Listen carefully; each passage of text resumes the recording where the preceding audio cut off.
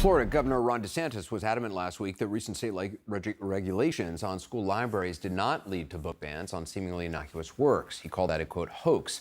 Yet earlier that week, local media in Martin County, Florida, published a list of books being removed from school libraries. Those books included Beloved by Toni Morrison, The Handmaid's Tale by Margaret Atwood.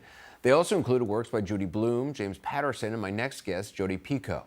The best-selling author is speaking out, saying that 20 of her books have been removed by officials in Martin County schools, including House Rules, My Sister's Keeper, and The Storyteller. Jodi Picoult joins me now for her first TV interview on the subject. Her most recent book is Mad Honey.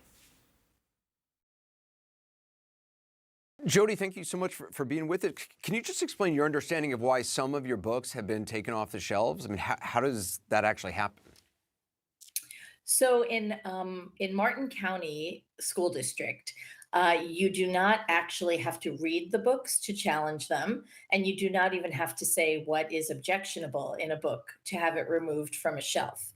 And this is actually true in a lot of Florida. So it's worth saying that although 20 of my books happen to be removed this time, this is happening all over Florida and the rest of the country, and most of the people who are affected as authors are BIPOC and LGBTQ authors. From what I understand, the objection to my books is that they were classified by this one parent as adult romance, which is very interesting because I do not write adult romance. And in fact, of the books that were challenged, one of them is a book called The Storyteller, which is about the Holocaust and about the rise of fascism among ordinary Germans.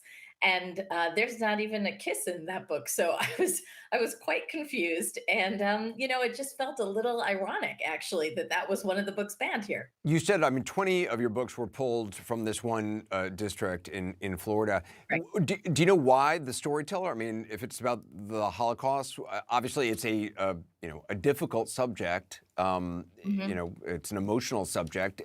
Was there something that you can really identify that would have made it somebody object No, to and I it? think that's the point. The laws that currently stand in Florida are so egregious and so vague that books are being pulled off shelves without a lot of understanding why, without reason. And what's most important to remember is that these books remain off the shelves while they are being reviewed, if they are being reviewed. And that can take years. It can take a very long time in some cases. In addition to being a writer, you are also a parent. You're now, I just learned, a grandparent. Congratulations on that. Thank I am you. a relatively new parent as well. Yeah. Obviously, I have concerns about what my kids are going to be reading. I have concerns about what they're going to be seeing on Absolutely. television.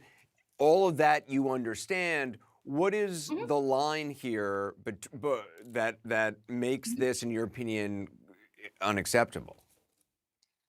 You're a parent, I'm a parent. As parents, it's totally fine to make a decision about what your child can or cannot read. It is not fine for you to make a decision for everyone else's child. And that is really what's at heart here. That is what the problem is here. And I think it's also really important that America realize no matter what you're hearing, this is not a hoax. It's not a hoax to the authors whose books are being pulled off shelves, and it is not a hoax to the kids who can't access titles that they want to read.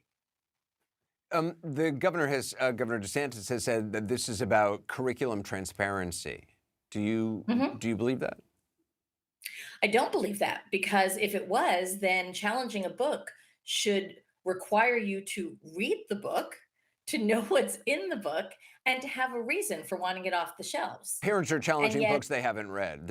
In some cases, there are national organizations which are sending out lists of books to mhm, communities that parents should be concerned about, and parents can take that list to their school board or their principal and have those books correct. questioned.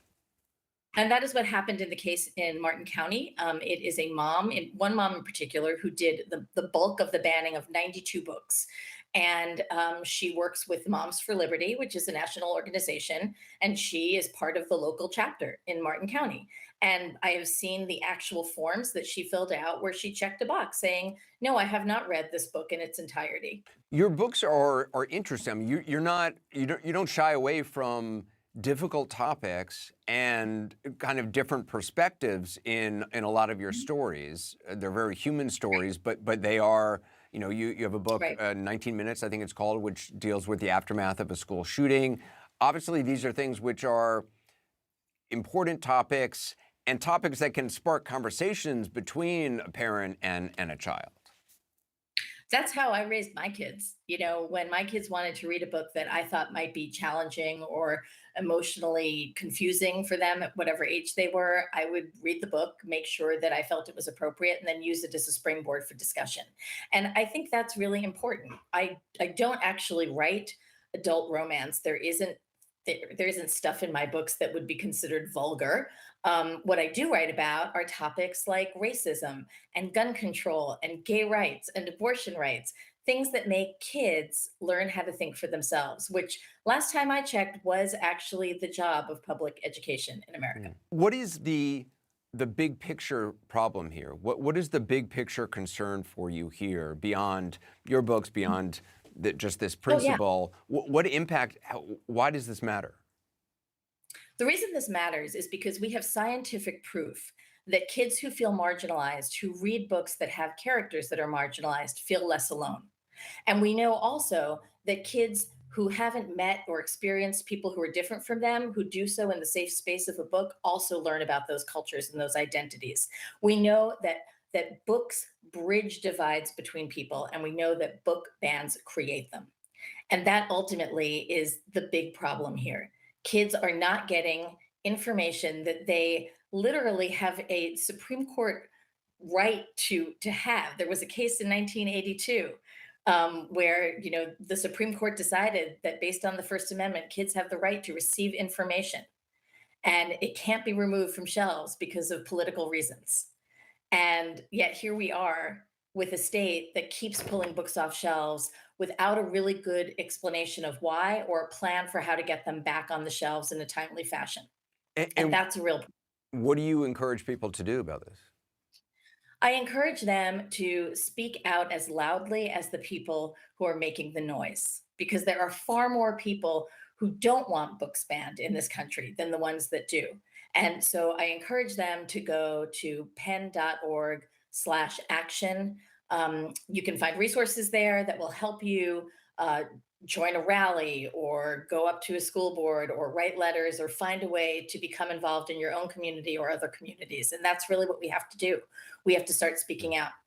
Jody Pico, I really appreciate it. Thank you. Of course.